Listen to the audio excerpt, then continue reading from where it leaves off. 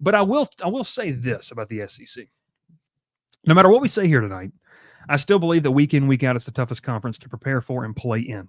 I think it has the best coaching, over the course of the season. But I have been enlightened in some of my thoughts just about this season, and maybe I pulled my head out of the dirt a little bit on some of these things. So the question of was the SEC overrated in 2024?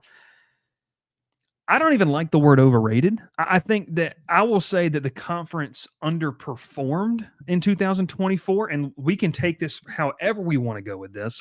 I think it starts for me, though, and we can ping you back and forth on this. It starts with the quarterback play, which wasn't great across the country, but I think that was something that was really supposed to carry the conference. And in the SEC, we didn't really see, we didn't really see, top to bottom, the quarterback play that, look, you could argue we're probably going to have, 3 of the top 10 quarterback draft prospects. You were supposed to, and maybe Beck, Ewers, and I know I'm missing one.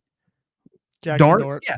And then, you could even throw Brady Cook into the mix and maybe the top 15 type of guy. So you just didn't get the quarterback play that you wanted. I'm not saying that's an excuse. I say it's a reason why this conference underperformed in 2024. So we'll start it off with that. That's kind of my first point.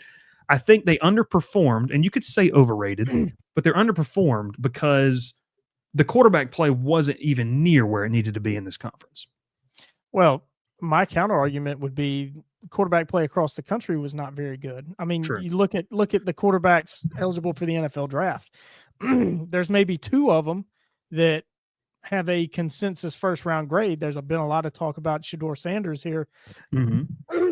Excuse me, in the last week that there's some scouts saying that they have nowhere near a first round grade on Shedeur Sanders. It's really become Cam Ward and Jackson Dart. I think Jackson Dart has gotten a little bit of that love that's left Shedeur Sanders in the last week and come back toward Jackson Dart. But Carson Beck obviously had a really bad year for Georgia, and then the injury has really going to plummet his draft stock. If you want to talk about quarterbacks and evaluate quarterback play based on NFL draft potential, you look at some of the other ones in the SEC. Jalen Milroe, I've been, very much against Jalen Milroe for multiple years. I'll give you that. You've stood on that for multiple not just years. This year. Yes. I think he's at the quarterback position the best athlete in the SEC, maybe the whole country at the quarterback position. But as far as playing the position, I don't think he's near the top. Nico Iamaleava at Tennessee maybe didn't live up to expectations. My expectations were certainly high for him. And he played all that well for the majority of the season, up and down year for him. But with the bad, you got to talk about the good, the guys that surprised you. Look at Vanderbilt, Diego Pavia. I mean, He was incredible. Vandy, in the context of their offense, he was incredible for sure. Yeah. Perfect fit for that. They built that offense around him, and he had a really nice year. Lenora Sellers at South Carolina really surprised everybody. I think Marcel Reed at Texas A&M in a lot of games surprised a lot of people. But, I think across the board, it was maybe below expectations quarterback play for the SEC. I'll even throw 2 more names in there once they really kind of got into the flow of things. Lenore Sellers is going to be one of the bright spots and one of the top returning quarterbacks in the SEC for next year. And then, DJ Lagway is a guy that is on some way too early Heisman list, and what you just saw in a very small sample size in terms of a college career with what we saw in him this year. But to your point, Brock Vandegrift, I mean, the guy retired from football. I mean, it's and I'm not making fun of the guy, but no, I'm not either. I'm just highly touted, but he's not even going to play the sport next year. I'm laughing at the expectations that I know me and you may have had for him, and kind of just across the board, just a big miss by everybody on Brock Vandegrift. Another guy that got a lot of praise and actually lost his starting job. We made it 12 minutes. Jackson Arnold, transferring to Auburn, losing the job at Oklahoma. He's going to transfer to Auburn, play 2025 at Auburn. Did not live up anywhere near his high, lofty expectations that he had coming in. So after they forced him out for a Heisman finalist. Who? Remember when Oklahoma forced out a Heisman finalist to start Jackson Arnold. Yeah. Right. Correct. So, no, I think it's a data point that you could look at that. Here's what I'll say to this too, and I agree wholeheartedly. Quarterback play was down across the country this year. I think the problem was this year is that you didn't have an SEC team. And I saw what you have 8 opponents. I saw nine SEC teams play in person this year. You didn't have a team that had like a dominant trait about them. There wasn't a team out there that had just this otherworldly. And when I say dominant, I mean like 2021, 2022 Georgia style of defense, or like 2019 LSU offense, 2020 Alabama offense. Like 2012 Alabama defense. 2012 Alabama defense. There was not a team that you were really scared to play. I mean, you were more so like, okay, what version of Alabama are we going to see this week? What version of Vanderbilt are we going to see this week? Which we've never gotten to say really ever. I think the team that personified that the most might have been Missouri. I mean, Missouri was like a roller coaster all year long, a big roller coaster. And they still won another games. Roller coaster. You got to watch LSU every week. Talk about that roller coaster. Just very inconsistent, and there's a lot of reasons. I think the biggest reason is, and we've said it, I think we said it this time last year, was it's the transfer portal. Mm-hmm. You take one or two guys, let's just say every SEC team, say the other 15 teams take one or two 4 or 5 star recruits off of Alabama's roster. Alabama's going to get worse, and everybody else is going to get a little bit better. I think we saw that this year, whereas just like Power Tech says there, portal spreads the SEC depth. That's my point exactly. Mm-hmm. I think there wasn't one dominant team. Yeah. No, there wasn't a dominant team. And look, a lot of people have said this, and I think I said this in our Discord last night. It has created to where your twos that were, like you go back to when Nick Saban was really rolling at Alabama. I mean, those twos were NFL players. That's what they turned out to be. Well, you can't have that. It's just not the reality of how you build a roster. Now, you can't have it. Those guys are going to get poached, whether it's from the ACC, the Big Ten, the Pac-12, rest in peace, the Big 12 or other conferences. That depth is no longer there. And so that's just going to be something that they don't have. They don't have that ability. And so I think you saw that. Like, I think Georgia's a great case study of this year. Not a great Georgia team. The offensive line that has typically been very, very good at Georgia when they sustain some injuries. One of the biggest injuries they sustained this year was Tate Ratledge for an extended amount of time, and probably wasn't 100% even when he did play down the stretch. When he got hurt, Will, they didn't have that 4 or 5 star guy that was actually a 4 or 5 star behind him. They had to utilize guys that should have probably been 3s to go play that. We saw in the daggum Sugar Bowl, I mean, the left tackle didn't look like he belonged on the field. And I was listening to a podcast about it, and they said it's not even the fact that the kid is not good. He was thrown in a spot where he was never supposed to be a backup to begin with. And so I'm not, once again, this is not an excuse for the SEC. It's more explaining why was the SEC down. But you brought up an interesting point, and then I'll let you kind of take it because I know you have some notes. College football, I hesitate to say it was down. I just think that the blue bloods, and I know people get so angry about what a blue blood in college football is, but we know what we're talking about. The big spenders, their play was down, or maybe they were more of a roller coaster. See Ohio State as one of the big examples because of that, Will. And so is it just a direct correlation of the SEC's no longer that, or is it college football across? I do think the SEC was down, but I do agree with your sentiment. College football was just different in this year. I mean, Arizona State was one of the first buys. Boise State was one of the first buys. It tells you, like Power Tech said earlier, the talent is being spread around, which is good for the sport. But I think that it just means that, hey, it's going to knock the Georgias and Alabamas down a peg while knocking those tier 2, tier 3 teams up a little bit to where they feel like they can compete. Maybe, and that creates that, well, like you said, you just don't know what version you're going to get. You're probably going to get 10 to 11 different versions of a team over a course of a season. Yeah, and I do agree with you, and probably the majority of everybody else. The SEC was down this year, and part of that is because obviously the talent being dispersed, but also you got to look at it in an even different context. The new scheduling for the SEC this year, I think, played a huge part in that. When it was East-West divisions, Georgia just could sleepwalk through the Eastern Division to the SEC championship game this year, which, as Kirby Smart called out Greg Sankey after the SEC championship game, And I agree with him that it swung maybe a little bit too much the other way. I think maybe the SEC maybe did have it out for Georgia to make their schedule tougher. Mhm. I don't know if it's to make it quote unquote more fair for everybody else or not, but that's just kind of what it was. Like, I thought Georgia going to play at Alabama was wrong that's the word I'll use. I don't know if it's the right one. Just because the last time Georgia and Alabama had played in the regular season, the game was in Tuscaloosa, right? I think they should have done a better job of making it more equal. But in the flip side, we could see it very different in 2025 because it's going to be the same opponents, just the locations are flipped. So Georgia is going to have all those tough teams come to Athens. Yeah. And if you're a season we'll ticket holder, good luck. Have fun with that. You're going to pay off some mortgages next year if you want to sell tickets.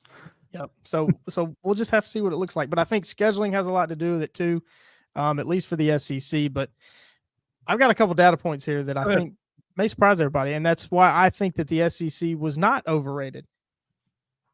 So I looked at just the top 50 in total offense and total defense. For total defense, the SEC had 12 of the top 50.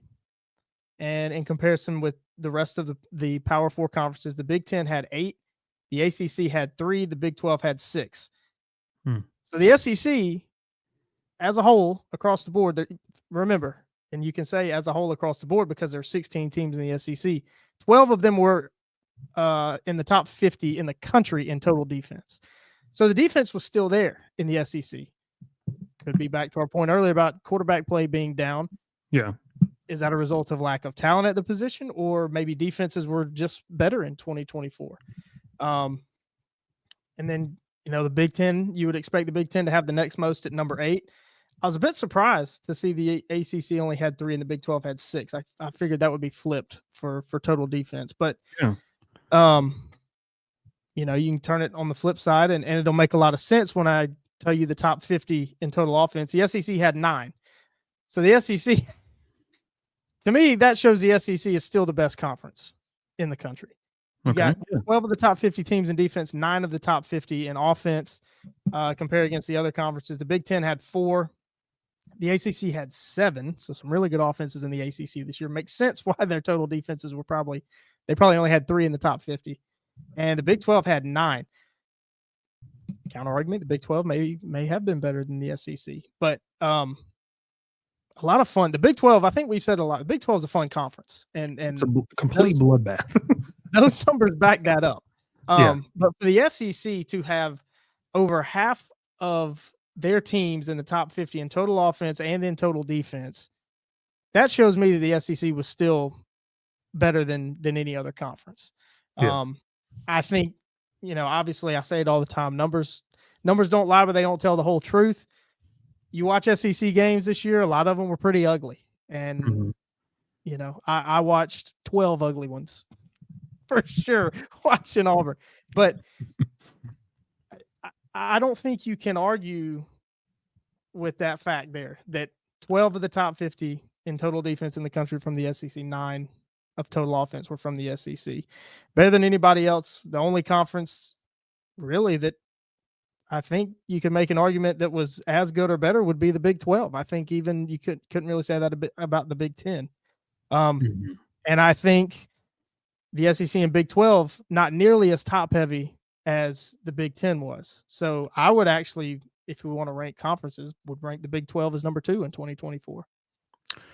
I think too, and to your point of what you just said, I can hear the immediate counter of, well, will they play that extra cupcake game because they don't play 9 conference games? And really, truly, how much is that one game propping up the whole? I mean, I'm not trying to say that's wrong. I don't know. Like, if you just look strictly at interconference schedule, I don't know like how much that would truly prop up what they're doing. Like the Alabama Mercer game, does that put Alabama in the top 50? Where if you take it out, now they're like 74th. I don't believe that. Another one, just looking at raw winning percentage, the SEC was number 1 with a 615 winning percentage.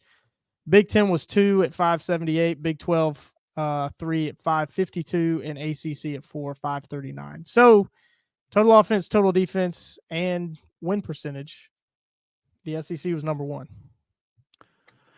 TD Jake says most people, myself included, don't like the free bye week game before rivalry weekend. Though I completely understand. It's not always the free bye that. week. It's not always a free bye week. Alabama ended up handling Mercer, but we talked about it before that game. Mercer was one of the best teams in the FCS. So, yeah, they are FCS, but it's not like they're playing a high school team. Yeah. So it's not always the case. Auburn is definitely inflated with Alabama A&M on the schedule. I think Will would agree with that. Nick brings up a good point. He goes, don't pin my comment on there for everyone to see.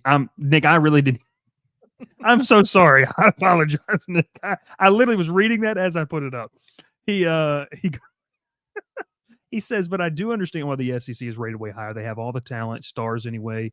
Blue chip ratio does matter, but we are starting to see more parity. He then goes, I'm going to have to keep up my appearance for the ACC, folks. I'm so cooked. It is. I think that it introduces something interesting. Dev says we also have to consider that the SEC plays 4 non-con and the ACC does too, but they also play Notre Dame. Dev also says winning percentage is super misleading in that sense. I guess I wonder, like, it just comes down to watching the games, man. I think that, you can look at a box score and you can sit there and see what happens. But when you watch the game, and Will, like, I guess you can call me biased, but I mean, when you sit there and look, you can say you've now done this. When you stand on the sideline of a college game, you can tell the type of caliber of athlete, the type of caliber of player. You can see the coaching and you can see these things that I'm not sitting on a high horse and telling fans they don't understand. I'm not saying that, but it's just a different viewpoint, if that makes sense. And I think that you have to be understanding more of that viewpoint. You don't even have to be on the sideline. I mean, Dev's point. I was at the Notre Dame Georgia Tech game. There was 2 different classes of athletes on the field that day. And that was in the stands, but you're right. You get on the sideline, you really can tell. And I think we said this after the ACC title game.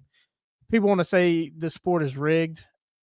I don't know how you rig it, to be honest with you. I mean, obviously officials can affect the outcome of the game, but to have the trust that 18 to 22-year-olds, or I guess now you can say 18 to 28-year-olds, it's ridiculous. Can be that consistent every single play. It's impossible. It's impossible. And so, but yeah, you're right. I mean, it's, as Nick said, all that matters. Blue chip ratio matters, and goes back to what I always say. The numbers don't lie, but they don't always tell the truth. You have to put things into context. You have to look at the whole picture. Mm-hmm. When you look at everything, you can't grab one stat and go take that to the bank, and that's the only thing that you're going to listen to. Yeah. Because that doesn't tell you the whole story. Yeah. Which I can hear people saying right now, well, Will, you just did that. No, you use stats to prove your point, but there's multiple different points. I mean, like that can be. I don't think there's just one right answer. If I'm going to say that, like, I think there's different things you can look at, and I like what you said too. You have to take in the whole scope of things. And I know, like, it's a running joke, and Dev says this: SEC's undefeated in high tests and hypotheticals. And look, I mean, it doesn't help the case of the SEC that Alabama went down and lost to Michigan. I'm going to tell you right now that I don't believe, and I've said this multiple times, I don't believe that bowl games, win or lose, are a great metric to describe the battles between conferences. Just because bowl games have become such an interesting dynamic with roster flexibility, it's just weird. They still matter. I don't think they matter like they used to in terms of like conference supremacy and pumping out your chest from whatever conference you're from. So to that point, I understand it's a running joke of the hypotheticals and all these kind of things. I also think we kind of sit here and said, and look, we said this, SMU should have been over over Alabama. We said that, after watching the game and the eye test and seeing that. Those things matter. So I think taking data points like what you just said, but also factor that, like, watch the games. And I think that's why everyone wants the committee to, like, go watch the football games, like watch the games. And I think Kirby Smart said that in one of the media availabilities leading up to the Sugar Bowl, of like, he just wants these people. He does not believe they watch the games. And like, it's hard to not argue with that. Like, with some of the rankings that we got early in the season, like when they came out, I guess week 8 or 9, it doesn't make sense to me. And you have to take those things into account. When I don't remember what week it was, but they compared Tennessee and Texas's resume. they pointed at Arkansas as a key win for Texas, but a good loss. It was very contradictory. I'm It getting was my words straight. Texas's good wins were Arkansas and Vandy, but then Alabama's bad loss was Vandy. And it's like, well, how can that? Right. It's either a good loss or a bad loss. And that might not be what you were referring to, but I do remember that I think specific. they said the same thing about Tennessee for Arkansas too. They called it a Okay. bad loss for Yeah. Tennessee, but a good win for Texas. It doesn't make any sense. You know, in all we say, you know, this here, Goldfellow says, given how the SEC teams that made the playoffs have performed, yeah, I don't. It's also another thing. Like once everyone, and I know Will said the other night that there were some mid teams that made the playoff, you know, and that kind of thing. But once you get to the playoffs, it's a whole different caliber of football we're playing at. You know, Arizona, I don't want to say Boise State's mid compared to Ohio State. They're not mid compared to Duke. You know what I mean? Like it's not. I meant that is like when you look at those teams, you can't honestly tell me that you thought Boise State was going to win. They would have to win what 3 games to win a national title. There's no way. SMU. Yeah. We love SMU. We were on SMU all year long from the very beginning. But I think me, you, or Ralph could sit here and say that we seriously thought and had eye test numbers, whatever, to back it up, that they would win 3 games to win the national championship. That's how difficult it is. I think, and a lot of people think this, and I'm one of them, that there were other teams that did not make the playoff that had a better chance of winning 3 games. But there's all kind of nuances. Do you want to go down these roads in the future? Because at the end of the day, you win your games you should be in, right? Regardless of if you can win the national championship. If you can go, like SMU, go 12-1, lose your conference title game, you should be in. You've earned it. You have earned the chance to play. But did you really think they would win the national title? I think that is ultimately the question. That shouldn't be your first question. That should be the last question. Do you think they can actually win? Your first question should be, what did they do to deserve the chance to play? Yeah. Well, and man, that just opens up a whole can of really like, what are you really wanting in this playoff? Exactly. Do you want teams that really can win it? Or do you want teams that, you know, earn the right to be there, but maybe they don't really have a chance to win? BCS guy saying this. Yes. Yeah. No, that's fair. That's fair. I will say this, you know, and Dev does. I don't know if Dev's behind because we've said some of this. It's so hard for teams to hoard talent. Completely agree. I will tell you this. I think that the powers that be are going to figure this thing out. I think this is a blip in the road. That's just my personal opinion. This is a blip in the road, and they're going to find the next advantage, whatever that advantage might be. But there's going to be an advantage that the SEC and Big Ten find. And let's round it out with this.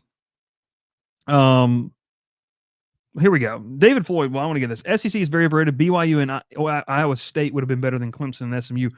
Well, they're in the ACC.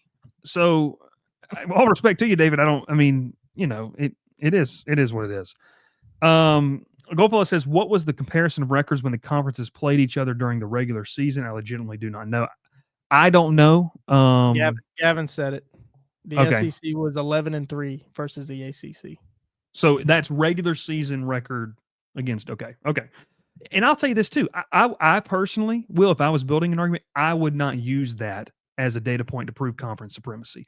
And that might sound crazy to people, but it's like those are one-off scenarios. You know what I mean? It's just I don't feel I'd rather use the sum of the whole facts type of facts instead of just one-off scenarios. I feel like bowl game records are one-offs, and I feel like that is a one-off. So I would not use that if I was arguing. And also look at it like, even to jump into their conversation, Goldfellow says it here. Gavin, what was it versus the Big Ten? Obviously, the SEC was better than the ACC.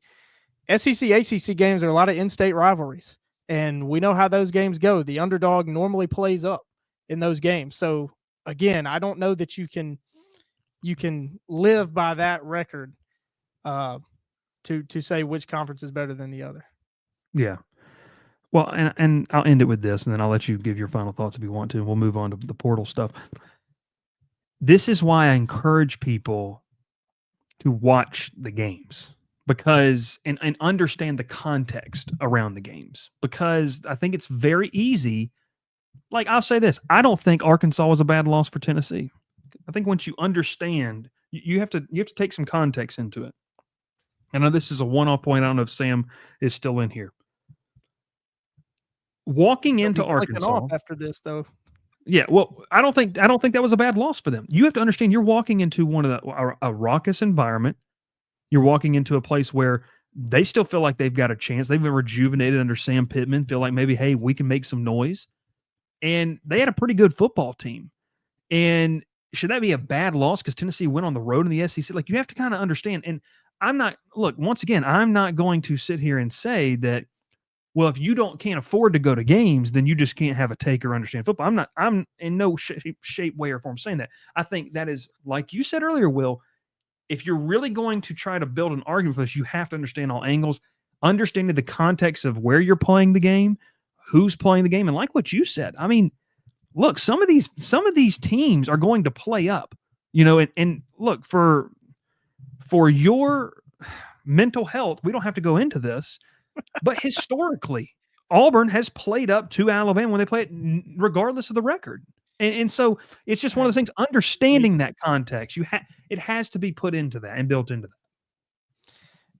that. That was conversation some friends of mine had today. It was in response to Malachi Moore announcing he's going to the draft. Somebody commented about how he's undefeated against Auburn and all these other things, but it's